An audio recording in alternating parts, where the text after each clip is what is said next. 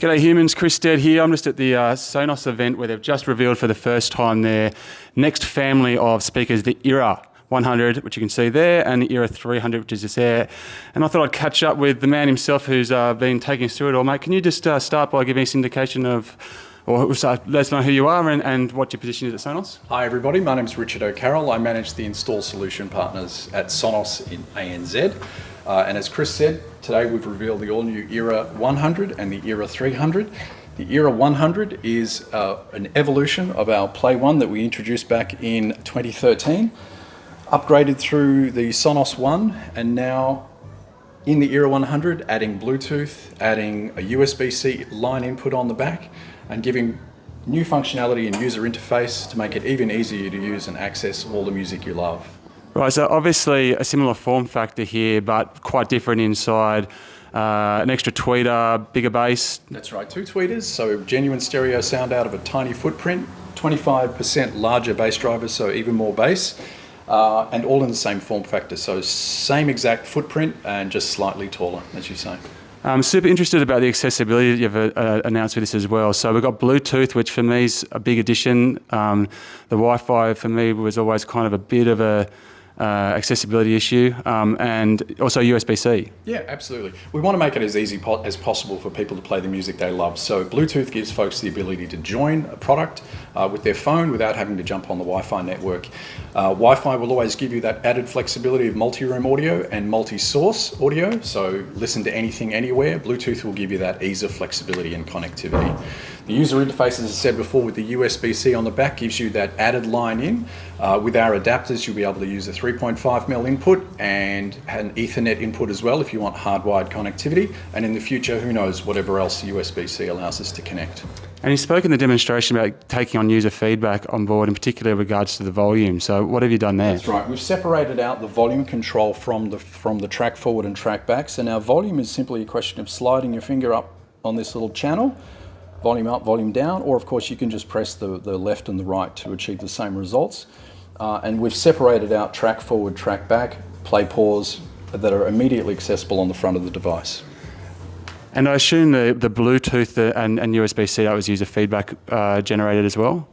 Those are added flexibility. We always look to improve our products over time, so anything that we can do to add value and make it easier to access music, we're happy to do. Right, and so with the 100, you kind of spoke to a lot about sustainability as well. A big thing for Sonos, by the sounds of it. Do you feel like it's a big thing for consumers as well? We do, and it's not just about the packaging, which we've worked really hard on to make our majority recycled, but the product itself now is moving away from adhesives. We're using screws in the construction of the product, which it makes it easier to maintain and possibly repair in future. And as I say, post-consumer recycled plastic is used heavily in the products to, again, lower that footprint. Great, and let's just move over to the 300 then. So the 100 you described as something of, an iteration, but the 300 you described as a revolution. Now, why would you call this a revolution for Sonos? It's almost self-evident when you look at the product. You've never seen a product like this before. It's a compact speaker with 6 drivers. Every curve, every angle, every perforation of the product is deliberate. The intent is to produce the best spatial audio we can out of a compact speaker. 6 drivers, only one facing forward, a single tweeter firing up. 2 bass drivers, one on either side, and 2 tweeters again firing sideways. So we can achieve incredible spatial, immersive sound out of this product, and it takes up a relatively small amount of space.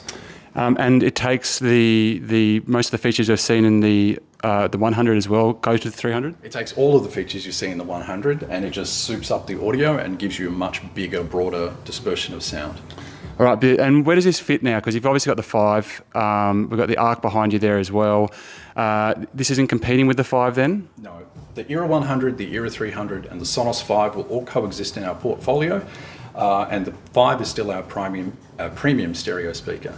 Right, and in terms of the spatial audio side of things, who are you seeing as the big players in that space? Like, do you feel that that is the next big frontier where we're going to see a lot of music going, or are people already there, or is there another revolution you think is coming? It's a great question, and what's surprising to me is that people are already there. When you look at the list of creators, performers, engineers, recording artists who are producing sound in spatial audio, Dolby Atmos and other formats, it's as long as your arm.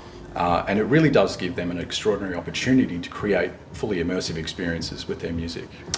And obviously one of the biggest players in the spatial space is the video gaming guys. PlayStation being one in particular, this has got Bluetooth connectivity. So can you just connect a PlayStation 5, for example, to this device and get spatial sound? You know, I've never tried that. I do know that if you're starting with a video game console, like a PS5 or an Xbox, the logical place to start, because you're using a large screen, is either our Beam Gen 2 or the Arc, and that will give you full surround, to which you can add Era 100 or 300s as rears. All right, beauty, mate. And I don't want to put you on a spot here, but can you just give us the prices and a release date? $749 is the RRP on the Era 300 and $399 is the RRP on the Era 100. Release date is March 28. Beauty, and those are Australian prices, by the way. Thanks very much, mate. Really appreciate you taking us through the product. Thanks, Chris.